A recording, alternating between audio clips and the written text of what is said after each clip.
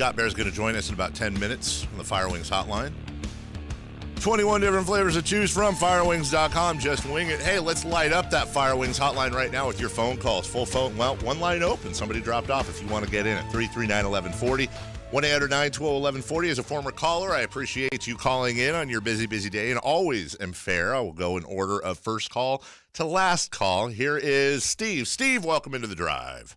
How you guys doing? Hello. How are you? Hey, good. Hey, you know what? I don't buy into that thing that winning puts people in the seats. Okay. Because I was a season ticket holder from the very first day at Arco for a number of years until the losing became infectious. To me, the players they weren't having fun, and we went through some pretty bad teams when they first started getting to Arco, and the seats were always full. I hear you. Let's discuss this together as a couple of old heads here. I hear you, and we're not just talking about 85, 86. We're talking about those mid-90s Brian Grant, then Mitch Richmond teams, and all the crap in between. I do think that, Steve, that in the glory years of the team, you had more capacity. Even though all the games were sold out, you'd still see some of those seats dressed up as, fans dressed as empty seats. And I also think sometimes guys like you and I mistake 85 to 90, where I really think you had initial season ticket holder commitments. You had the novelty of there being a team here. I kind of throw those 5 years out and look at the 90s. I don't think it makes as big a difference as some people say, the winning. I agree with you, but I do think it makes a little bit of a difference. Well, and then I stopped going because it was like, of course, they raised their season tickets astronomically, so I just let my season tickets go. I haven't been to a game in 12 years, and it just seemed like losing became infectious with the team. I don't know. I got the impression by going that they didn't really care if they lost or not. It was like expected. Is that changing for you, though? Are you thinking about? I hope that's starting to change in your mind, though, looking at this team this year. Yeah, last year it started. Okay. And then this year, I've even started watching some TV games, and I'm like, considering going back because it's like they're having fun. It seems like they're enjoying what they're doing. Before, it was like, to me, it was like they didn't even seem like they cared. Thank you, Steve. Yes, Kyle. So he started his call saying he disagrees that winning puts people in the seats, but then said he's thinking of going back because they look like they're having fun because they're winning again. I think, and I don't want to hammer Steve for that, but it's a great point you bring up. I think to say that winning does not bring the infectious energy, and that there's a difference between selling out games and selling out games. We all know that. Right. There is a difference, and I don't think that's bandwagon. I think that's that 10 to 20% of fans that do tend to go up and down with the wins and losses, and there's some fans out there, and I understand this. I don't like bandwagon. Dude. I don't like bandwagon fans, but I'm never going to say to somebody, no, you have to make a major financial investment into season tickets to go watch a crappy product. That will never happen. No. That's not bandwagon. That's being smart. Right. You can watch at home for free. Hello, David. Hey, thanks a lot, guys. How you doing? Hey, buddy. How are you? Good. A couple of things. I agree with the last guy. It's kind of the atmosphere, for the most part, is dependent on the team and the people running the show. So it's up to them to kind of get things going and get the fans into it. And then it also depends on, it's like getting a new car where you have the old clunker that has all these memories in it, and you don't want to let it go, but you really like this new car because it's so nice and pretty. But there's nothing to get excited about because nothing's happened yet. Well, and that's to Kyle's point, and thank you, David, which is there aren't really, like, what are the signature moments of Golden One Center that don't count saving the team? The first game, the opening night, it's brand new, and it's been a crappy team. So there aren't that many signature moments. What was the other thing he said? He agrees with the last caller. Damn it, he said something I wanted to hop on. He agreed with the last caller. Oh, something I really disagree with, and I don't know if this is what he meant, but he said it's up to the people in charge, the people to make it that atmosphere. Dude, I will rip Kings management sometimes. I will rip the players. I will rip the front office, and I will certainly rip ownership for things they've done in the past. One thing I don't think I've ever ripped, the Sacramento Kings game ops, from guys like Mo, Scott Freshour, Scott Moak, the dancers, everybody associated with that, the game ops. They have done maybe the most Herculean job at trying to polish a turd for so many years and make the crap product on the floor at least enjoy. There were many years, and I know a lot of season ticket holders agree with me, where the between action entertainment, and how can I forget Slamson, of course, the in-game entertainment was better than the on-court entertainment. I truly think that, and that doesn't mean every halftime show and every skit is going to be great. Of course, there's going to be flops. Of course, there's going to be somebody spinning plates that's dumb. It always happens. But I think they're the best in the business, and I've seen a lot of them. I think our in-game ops are some of the best, if not the best. We get it. You've been to a lot of NBA arenas. I have. I have been to 27 NBA arenas, as a matter of fact. One day we've been to 27 arenas. What do you want from me? Jonathan, you're on the drive. Hello. Hi, how you guys doing? Good, how are you? I think you guys are missing the big point about why the fans are the way they are now. You got to look at the city and the way it's changed in the last 15 years. A lot of people, because in my line of business, I deal with people every day. So a lot of people that live here now are not actually from here, you know what I'm saying? So we have a lot of transplants from, the Bay Area, LA, different states and so forth. And they go to the games because it's something to do. It's not really like inside their heart that they're going to go watch their team. It's just something to do, and they live here. I think, Jonathan, it's a pie chart. I don't think there's any one silver bullet. And if I take what you say as part of that pie chart, I don't know that it's a huge part of the pie, but I do think that's a significant point that Sacramento, and this is exactly what we wanted. We were talking about saving the team. We wanted Sacramento to be more of a destination city. And with a destination city comes transplants, comes people that come here from other areas that have rooting interests with other teams. But again, I want to make sure that people understand this isn't shooting at fans. The fans are awesome. I'm talking about the surroundings of those fans, and do they have the same opportunities to be crazy as they did back at the old arena? I'm also, by the way, not saying I miss Arco Arena and wish we could go back. A Golden One Center is a dream. But now that this team is having the first moments of real success, I think it's an interesting topic. Last one before we get to our friend Scott Bair. Nolan, you're on the drive. Hey, what's up, Dave? Hey, buddy. I just want to say, hey, I've been diehard Kings fan since I was a kid, 40 years old now. I've been going to games. Went to the 2002 series with the Lakers. Friday night, I was at the game, too, and you know what? That electricity in the stadium, it reminded me, I know it's not the same arena, and, we could sit here and all day about comparing Arca to Golden One, but, the electricity that was actually in the stadium that night, I hadn't felt that in a long time. Yep.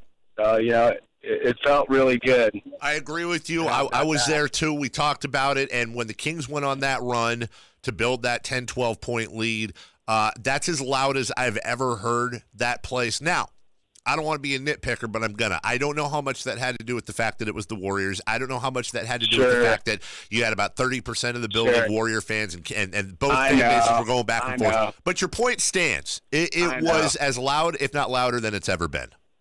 It was awesome. And I've been listening lately about, the old stadium, you had that tailgate atmosphere.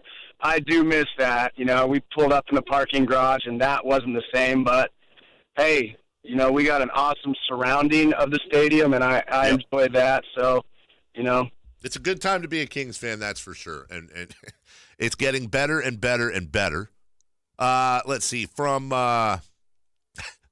the 916, we can get Scott Bair on now. The signature moment at Golden One Center is the game against Portland when DeMarcus Cousins was going for 50 and he got ejected. Then they reviewed the play and he got called back from the locker room. He walked back in like it was WWE and the place was absolutely bonkers. That's a great point. That is a really good point. And Scott Moak reintroduced, and coming out of the locker room, number 15. And DeMarcus sprints back from the locker room onto the court, and people went absolutely bananas. Yes. That's actually an interesting question. Other than nothing relocation related, because that's cheating.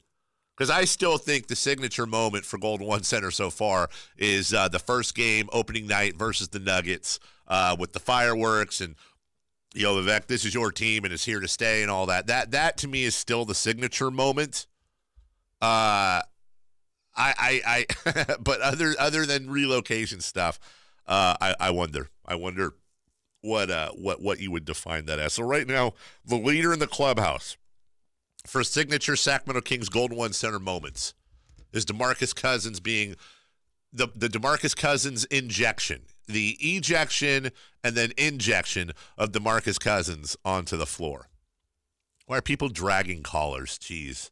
From the 916, I work with people every day in my line of business. Sincerely, guy who sweeps hair at a barbershop. Hey, that's working with people every day. Nothing wrong with that.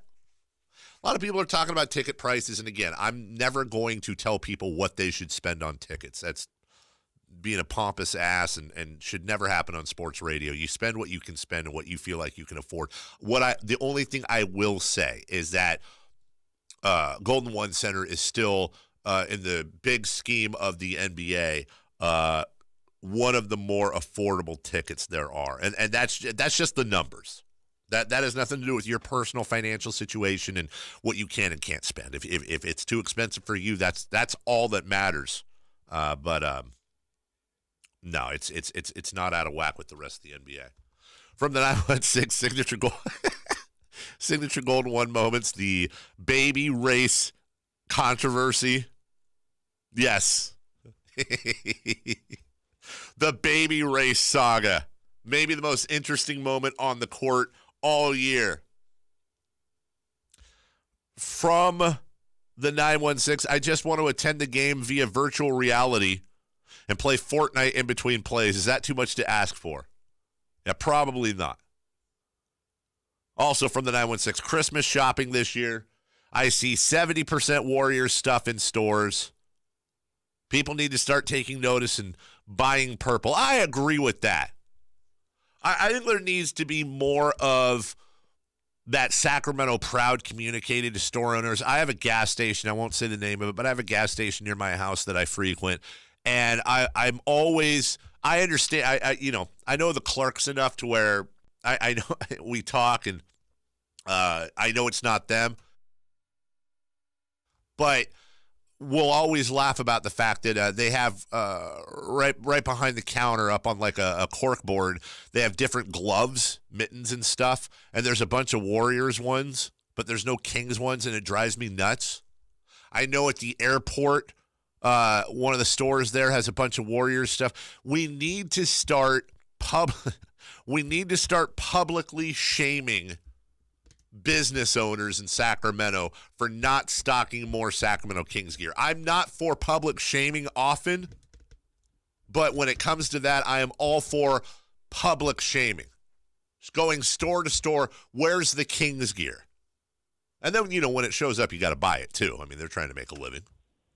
Joining us right now, and we got to him a little bit late. That is our fault. The one, the only, the phenomenal writer over at NBC Sports California, talking Oakland Raiders with us each and every Wednesday at 8:05. Scott Bair. Good morning, Scott. How are you?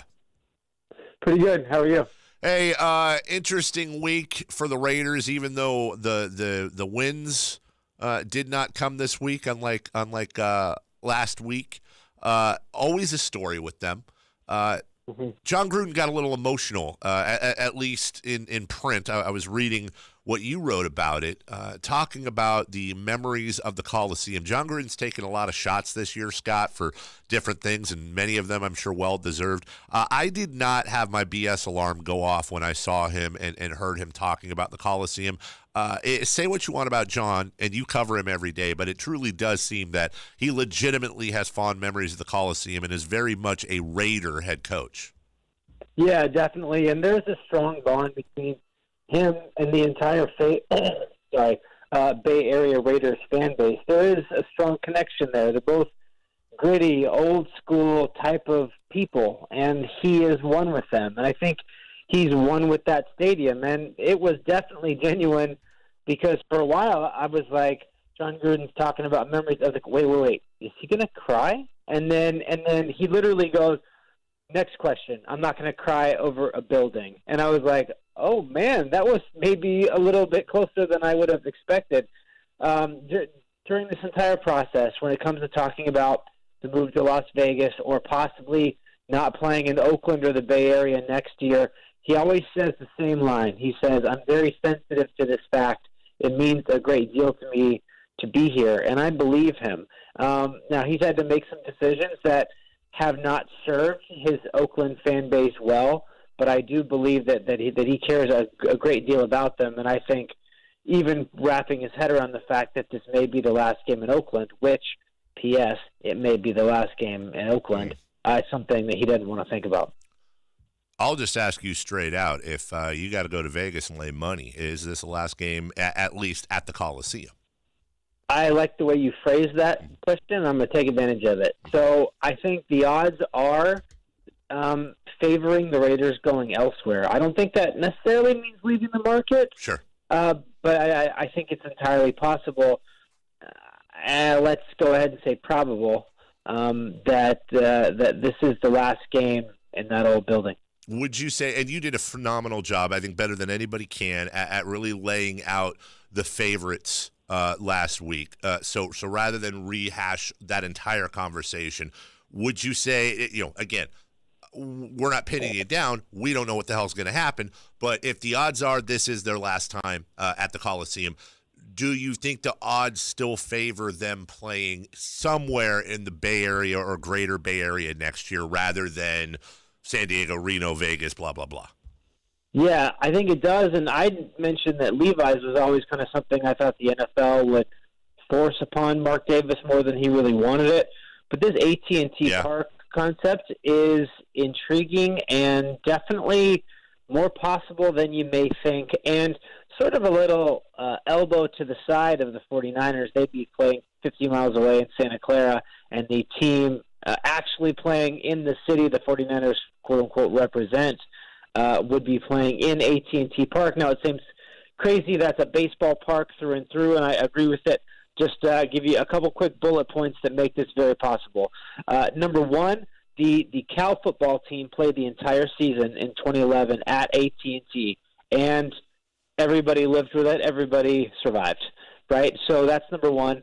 Number two, there are more seats around an area where a football stadium would be, which is from kind of in foul territory behind home plate out to left field. And here's the most important thing, is that obviously the Giants don't want a football team tamping their field down and ruining it. Okay, yeah. But if you look at the Giants' schedule and how the Raiders normally give up 3 road games in the first 4 weeks because Mark Davis hates playing on dirt anyway, that they could theoretically do the exact same thing, play after, I guess that would be week 3 in San Francisco, and then the Giants would only have to tolerate 1 week of crappy field, and if all goes according to Giants' plan, that week could be pretty much playing Joey Bart all over the field, right? It's kind of September call-ups time for them. So in that vein, and they could give away their 2 preseason games to Reno or Vegas or Honolulu or whoever cares, right? So it's possible that they could play there. It's been done before. They only have 1 game on dirt. They only affect the San Francisco Giants for 1 week. The Giants get more money. Mark Davis is happy. John Gruden doesn't have to hop on a plane every single week. I think that's a legitimate option. Whether it becomes ultimately where they go is another thing, but I wouldn't dismiss it on spec. Scott Bair with us. Man, you said a lot of awesome things. Number one, it's not like, as you said, there isn't precedent. Number two, we're going to see Levi's. You're going to see, at least at Levi's Stadium, the national championship game played down there this year. They have no problems filling seats, staying busy, et cetera, et cetera. But we've seen precedent at AT&T Park for football. And then I really love what you said about combining, perhaps making it a smorgasbord of, all right, we'll play this game in Mexico at the start, and then in Europe and Honolulu. Let's explore that. I think that's a fine idea, especially as one of the radio stations that carries the Raiders. Scott, I think that is the answer. I think the Raiders should actually play all their games in Honolulu next year, and I think it is our duty, your duty, as a guy who covers this team, and our duty as the radio station that covers this team, Kyle, we should all be there to document that amazing journey. I mean, especially when at some point they're just going to have to hold up residents out there for, I don't know, a month or something like that. I feel like we need reporters, boots on the ground, Yes. embedded with a team like that. I mean, it's going to be a hard winter for us. Right. No doubt. I mean, I don't know how we're going to be able to make it work, but somehow, some way, the professionals that we are, the job comes first. That's quite the sacrifice that you would make there, Scott, to work through I know, right? Yeah. Man. That's why you're the best in the business. Hey, we only got a couple minutes left. I want to look ahead to the 2019 draft because it feels like that's kind of all that's left really for the Raiders. They're up to the number 2 pick, or at least projected to get that pick. Is that what kind of the team is looking forward to as well? I mean, I know the players aren't really, but what's the vibe kind of inside that building with 2 games left in a lost season? I think because John Gruden is football czar and he's head of the personnel department, that ultimately they're still locked in on this season because he won't let them do anything else. But I think the second we see 3 zeros in Kansas City in the fourth quarter of Week 17, I think all eyes will go to what will be probably the most important part of this entire calendar year, and that's going to be the offseason, where they have roughly $70+ million in cap space after they pay their draft picks, and all those draft picks that they're going to select as well. Scott Bair writes for NBC Sports California, and we'll plug that at the end of our interview. Last question for you, because your article published this morning, in fact, just a couple minutes ago, talks about Raider free agency. And despite the fact that there's all kinds of uncertainty with where they're going to play next year and blah, blah, blah, that shouldn't impact it at all. And at the very end of your article, I think you put something in there that's really a phenomenal point and something that's very intriguing to me. And that is that when the Raiders do go to Las Vegas, that 13% tax that they get slapped with in California goes away. There's no state tax in Nevada. Now, when you're talking about tens, if not for quarterbacks, et cetera, hundreds of millions of dollars, 13% is a big deal. We've seen this in the NBA and in other sports when you talk about Florida, when you talk about Texas. You could make the argument, Scott, that not only was that attracted to free agents, but I would also imagine you're going to have a lot of agents wanting the Raiders backloading their players' deals, which can help them cap-wise next year. Yeah, absolutely. And it definitely brings up some possibilities that maybe the Raiders are more attractive in free agency because of that fact. And we can talk all about, opportunity and winning and things that are genuinely important to athletes, but let's be honest, they're all human like the rest of us. And if somebody offers us more money to go, across the street, we're surely going to think about it. And if someone says, here's more money, and by the way, you get 13% more of it, you're absolutely going to walk across the street. I mean, it's just human nature, and I think that athletes should be judged by our level of, interest in the almighty dollar as well. So I think all those things are going to be are going to be playing into it. They've been topics for a long time, but you always hear about roster turnover hanging around 40%, and ultimately that the lure of Vegas. You think, all right, in 2017, only a certain number of guys are going to make it to Vegas. Well, now we're hitting the offseason where if you sign a contract as a veteran free agent, the odds are significant, if not likely or great, that you're going to play in Las Vegas. You're going to reap the rewards of that no state income tax. And something that I didn't put in there, but I do sort of want to just mention, right, is that everybody thinks about endorsements when you go to New York. You're going to represent a fragrance or a clothing line, right? But how much money are you going to get on a Sunday night headlining the party at Tao or at Caesar's Palace? I mean, that's an extra 50, 60 grand in your pocket just to sip on a Long Island iced tea, shake some hands, sign some, arms and legs and who knows what else. I avoided what I was going to say, and walk right out the building. So there's all kinds of opportunities. Vegas, baby, Vegas. Scott Bair, NBC Sports California. Our apologies for the truncated edition of the program. We've still got a couple weeks left with Scott to not only cover the rest of the season, but also do the post-mortem on the 2018 Oakland Raiders, perhaps final Oakland Raiders season, at least at the Coliseum. We always appreciate your time. Check them out at NBCSports.com. Hit Raiders, and you'll see Scott Bair's work all over the place. We will talk to you in a week, my man. All right. Thanks, guys. All right. Take care. That is Scott Bair. We will pause and take a break. When we come back, it's Kyle's cold, hard facts right in front of you. It's cold, it's hard, and it's a fact. Brought to you by Coors Light and Kyle Madsen right here on Sports 1140 KHTK.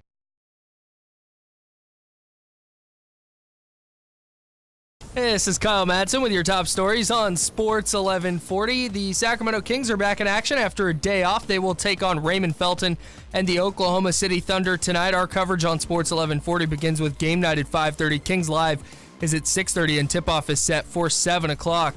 The Pro Bowl rosters were announced yesterday. The 49ers are sending fullback Kyle Juszczyk and tight end George Kittle. They'll also send a trio of alternates to Forrest Buckner, Robbie Gould, and special teamer Mark Nzacha. The Raiders, they're not sending anybody to Orlando. It's 8:32. Peak Financial wants to talk retirement. Dial pound 250 and say the word money. Those are your top stories. Now it's back to the drive on Sports 1140 KHTK. It's super dramatic. Here we go. The drive continues now.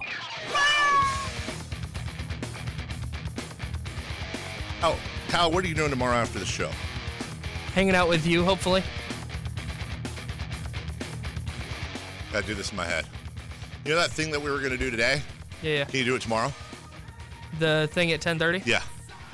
Sure. You sure? Yeah. I'm processing stuff in my head. We had a meeting at 10:30 today. I know Hash it out right now. Everybody listening is intently interested in this. Yeah. I like to do I don't like to work outside of 9 a.m. So we're going to do it all on the air. Tomorrow we have the caravan. You barely like working inside of 9 a.m. That's a great point right there. The caravan goes up tomorrow, ourselves in the Sac Republic, going up to Butte County. We will be leaving somewhere around 1 o'clock from the Republic headquarters downtown. Our good friends in the promotion squad here at KHTK are downstairs as we speak, Kyle Madsen, collecting all kinds of items. Shout out promotions. Shout out to promotions. They've been doing a great job with backpacks and all kinds of school supplies, along with gift cards. They will be there between now and 6 o'clock. This is the final day. We are personally going up there and hand delivering everything to the people that are going to put them in the hands of these kids that are just getting back in school. Remember, the fires are out, but the cleanup and the attempt at resuming some form of normal life, part of that is getting your children in school. Not only do they not have schools, they don't have homes in many cases, which means they don't have school supplies. So we're trying to lend them a hand as part of the Do One Thing initiative. So, hey, get up there. Help us out if you can.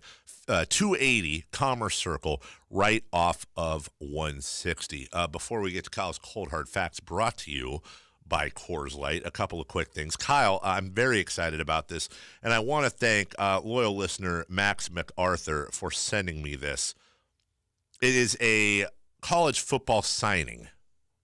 The University of North Carolina received a national letter of intent today from a 3-star cornerback. He's the 119th ranked corner in the country.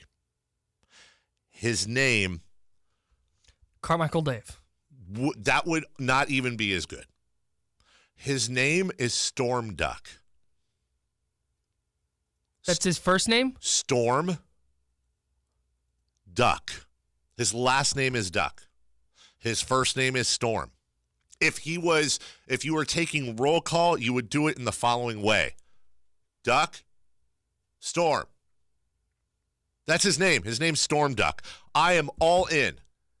You know, I have long time kept a list of all-time phenomenal names. Yeah. Barkevius Mingo and Bakari Rambo still right at the top of the list. Extra credit always. If you can have an awesome first name, but if it's then followed by like Smith or Jones, okay. An all-time name that I'm sure you're very aware of, but that we have not talked about on this show, former Ole Miss wide receiver, and I think he spent time with the Jets and the Titans, DeMaurier Stringfellow. DeMaurier Stringfellow is a phenomenal name. Like, that's just... Speaking of the Jets, Brickashaw Ferguson. Yeah, that was another one. Yeah, you LSU cornerback Greedy Williams. Greedy Williams, Clinton Dix, who's in the NFL right now. Yeah. So when you have the Storm Duck is fantastic. That one's awesome because it's 2 one-syllable words. Storm Duck, which also sounds like an amazing cartoon on Saturday afternoons. Storm Duck. Ooh, that would be awesome. I would watch. Storm Duck sounds like a cast-off name when they were trying to come up with Darkwing Duck. That's like Darkwing Duck's nemesis, Storm Duck. Storm Duck and his magic powers. Why does he sound like the NFL Films guy? Storm Duck. And finally, from the 916, Dave, please comment. I think you would agree that Marvin Bagley has underperformed, being that he was the second pick of the draft. We have not seen too many wow moments from him. A little disappointed. Well, I think I would not agree with that.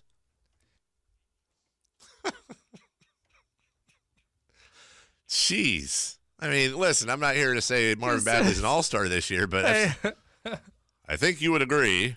That person was sitting at work or on their way to work or at home or whatever they're doing. Because we weren't even talking about Marvin Bagley. They just went, oh, Marvin Bagley. Marvin Bagley. Oh, he gets to 44, 11, 40. You know who has a wow moment? Storm Duck. He has several wow moments. Storm Duck. World Beef Free doesn't count, guys. Neither does Meta World Peace. Those are manufactured names. Fake names. These are given names. That is all that qualifies. Who? Oh, my gosh. The receiver from Texas. Lil Jordan. Who? Lil Jordan. I forget his last name. He plays for Texas. His name is LIL' Jordan. Dude, that's awesome. Yeah, let me find his last name. What? Oh, by the way, who is the guy the Cardinals got this year that I told you in the draft was going to be awesome? Lil Jordan Humphrey. Lil Jordan Humphrey is the guy you were talking about. What's his name? Not Buster Brown. Buda Baker? Huh? Buda Baker? Buda Baker. My guy. I told you Buda Baker was going to be a player. That is a player's name. He's just okay. He's going to be an all-pro, Kyle. He is just okay. He's just okay right now. Remember you said that. Cold Hard Facts brought to you by Coors Light. Let's go. Oh, wait, hang on. I didn't drop the thing. Cold Hard I'm Facts. Failing horribly at my job. You know who wouldn't? Storm Duck. No, Storm Duck would be all over this. Wait for it. Storm Duck would be amazing. Wait for it. Okay, there it is. All right, you ready? I threw the stop in there, but I didn't throw the actual thing. Okay, you ready? Yeah, I need a duck. Go ahead. I have 3 birds. The Coors Light Cold Hard Fact of the Day. Here's Kyle Madsen. Kyle Madsen time, brought to you by Coors Light. Go ahead. So we talked. Leaving your car. You've got to be kidding me. Wow. Unbelievable, Madsen. Get it together. Okay. All right, here we go. Kyle Madsen's cold hard failure. Poor well, Coors I was Light. born August 15th, 1990. We talked a lot yesterday about the struggles of the New Orleans Saints. Yes, we did. They are 5-1 in their last 6 games. But the more important thing in those last 6 games, because their offense the last 3 weeks has sputtered a little bit. They scored 10 at the Cowboys. They scored 28 at the Buccaneers, but that's kind of a fluky 28. Mm-hmm. And then they scored 12 against the Panthers. What I want to look at is the other side of the ball. In the last 6 weeks, here's the points allowed. 14, 7, 17, 13, 14, 9. They're giving up 12.3 points per game in their last 6. That's actually scary when you think about the offensive firepower they have. Right. So you figure their offense is going to turn it around eventually, or they're going to figure it out. If they're going to give up 12 to 15 points a game, they're winning a Super Bowl. Yeah, if they get that offense together, you're 100% right. When you're sitting with Drew Brees, you're sitting with 2 phenomenal running backs, and Michael Thomas, who low-key is top 5 wide receiver. Top 5 wide receiver in the game. Yeah, that's pretty scary. Yeah, I think we still had the Saints both at the top of our power rankings. Yeah, we did. But I feel much safer now in that assessment, especially if they're going to get that 1 seed. The Saints are going to be very scary come playoff time because teams are going to have to go to New Orleans. Where is the Atlanta this year, Louisiana. Right? No, not where's New Orleans. Stupid. Yeah, so it's going to be an indoor Super Bowl as well, unless they have the hole open. You know, we have holiday shows technically this week and next, and we'll probably get a little loose this Friday, but we may have to do it greatest sports names. Mount Rushmore. Because we're not even getting into you know what's funny is that Milton Bradley and Coco Crisp, I don't even think of those as like fun names anymore. They're just normal names. And normal I put in air quotes. Remember the old NASCAR driver Dick Trickle? He knew what he was doing, by the way. Could have gone by Rich, Rick, Ricky, Richie, Richard. So many options. He knew what he was doing. God, Sham God, the old Providence guard. But Storm Duck. Hey, what about former Warriors #1 overall pick Joe Smith? Honest to God, I thought you were going to say Joe Barry Carroll, and I was like, that's not a big deal. Yeah, Joe Smith, who cost the Timberwolves, 2 first-round draft picks? Yeah, something like that. No relation to Dan Smith of the phenomenal Key and Peele skit. We'll take a break. When we come back, What's on Tap brought to you by who? We won't know until Kyle tells you. That's right. Right here on Sports 1140 KHCK.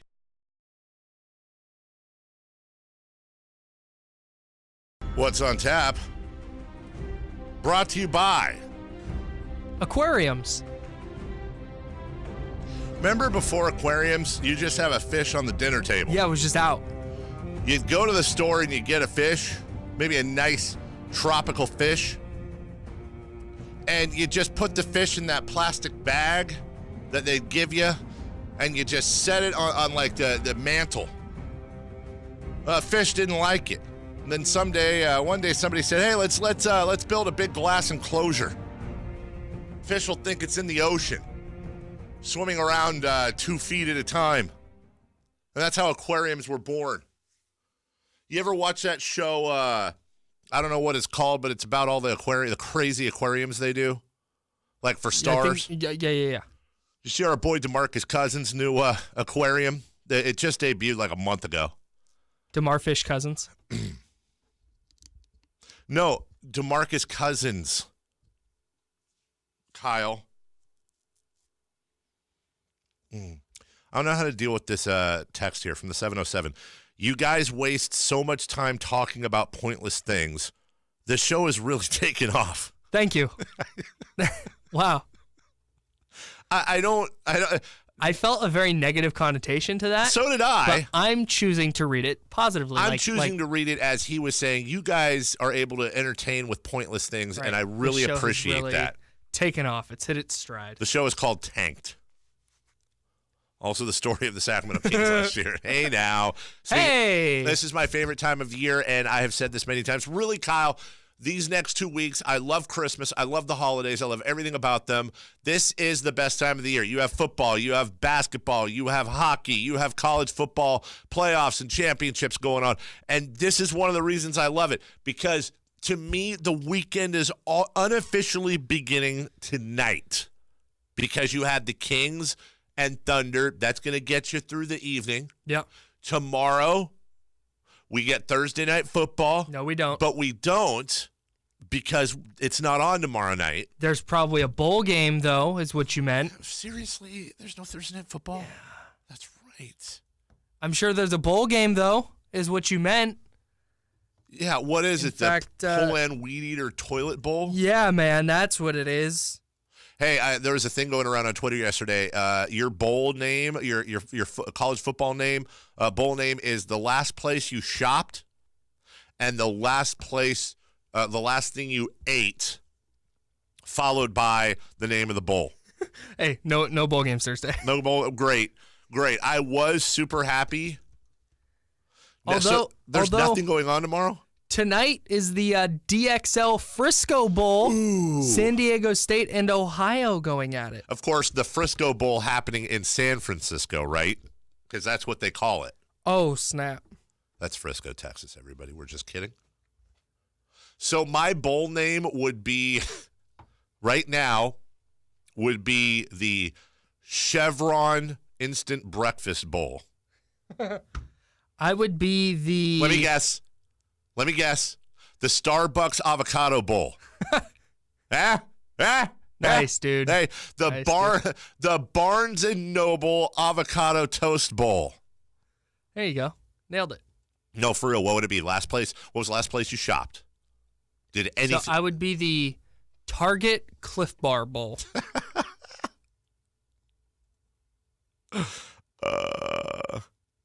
I would be the Susie's Leftover Pizza Bowl. 4 people get that joke. You know about Susie's? No. Okay. Let's keep it that way. Kings, Oklahoma City tonight, 7 o'clock. Sort of national TV, NBA TV. Thunder favored by 5? Thunder favored by 5. Guess who's not going anywhere near this game? Yeah, that's me. Yeah, I never go anywhere near any games. Anywhere. No. Jingle singers, who's not betting on tonight's game? Carmichael Day. That is correct. Nope. First game back from a road trip. Oklahoma City, 2-0 against them this year. Oklahoma's now, OKC now favored by 5.5. That line jumped to half point. Ooh. Let's see. Is there any plays on the over-under? Over-under on this game, 234. Let's see. Over. I believe the over-under in Minnesota was 231, and they had 237. 234. Yeah, I might slap the over on that. Although, what was it last time? What was the total last time? 227, I think. 117, the last time these guys played? Yeah. Let's go back. 117, 113, so that's 230. And then the time before that. I think it was under that time before that. So we've got 230 for their first meeting, and then 251. Oof. 230, 251. Yeah, give me the over. Kings and T-Wolves are 236. I mean, it's a good number. 234.5 is a good number, but if you put a chocolate bar to my head, I'm taking the over. Finally, one thing I wanted to do, we didn't have time to do earlier because we were talking about something worthless. I want to look at the Oklahoma City record. We were talking earlier about strength of schedule. Oklahoma City, this is hard to believe. The Oklahoma City Thunder, how strong would you say their schedule is, Kyle, if you had to guess? There are 30 teams in the NB Association. I know they had a stretch where they played a bunch of teams that were like way under 500. But they're in the Western Conference. Right, understood. But they've played a bunch of the bad East teams already. Sure. I bet they're like 21st. 21st out of 30. Yeah. You are close. They're 30th. Oh. They're in the Western Conference, and they're 30th. Wow. They have the easiest schedule so far in the NBA, including wins, 19 wins.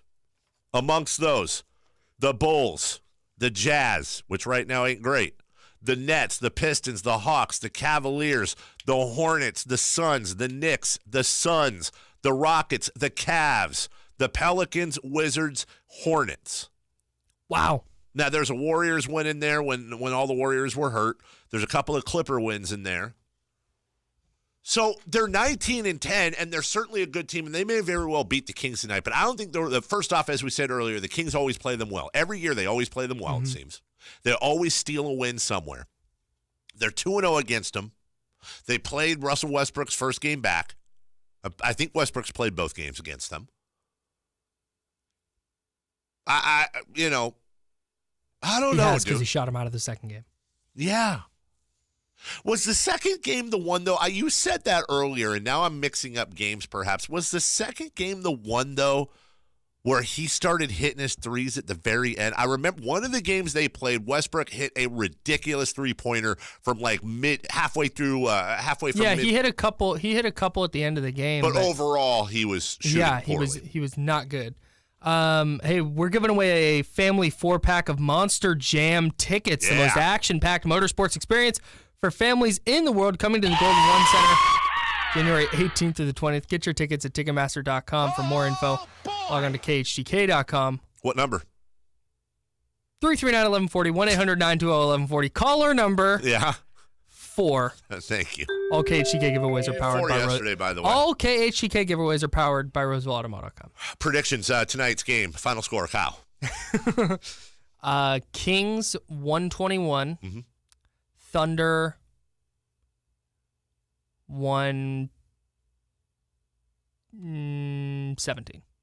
what, 131, 117? 121, 117. 121. Oh, so close game. You got to. I'm actually, weirdly enough, you and I are very, very close. I'm sure. I sure. think it's going to be a high scoring game. Do you think the Kings hold the Thunder under 200 points? Yes. As a matter of fact, I'm not even doing a bit this time. Oh, I get what you're, because I usually do a bit here. I actually have the Thunder with the exact same point scored that you do. I have the Thunder winning, shocker, 121, Kings 60. I think the Thunder defense is going to come out strong in this game. And, part of me really hopes the Kings win, because if the Kings win, I'm going to yell at everybody tomorrow about how it's because they are well rested. But if the Kings lose tonight, everybody's going to yell at me about, why'd they rest Minnesota? See, it didn't do anything. So it's not like I wouldn't root for the Kings anyways tonight, but I'm really, really rooting for the Kings tonight.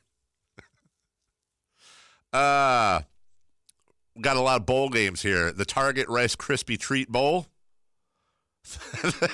the 99-cent store Canadian Bacon and Ham Pizza Bowl. The Gold Club Centerfolds Noodle Roni Bowl. What? All right. Eunice does a great job. She is professional. Kyle Madsen's wearing a Hawaiian shirt. He's okay, but we appreciate him slugging through the sickness. Thank you to Scott Bair. I'm Carmichael Dave. We'll see you tomorrow at 6 a.m. Jim Rome into the lowdown, into a little bit of Grant and Doug before tonight's game. Enjoy everything. We'll see you tomorrow at 6 a.m. right here on Sports 1140 KHCK. Bye. Bye now. Since 1994.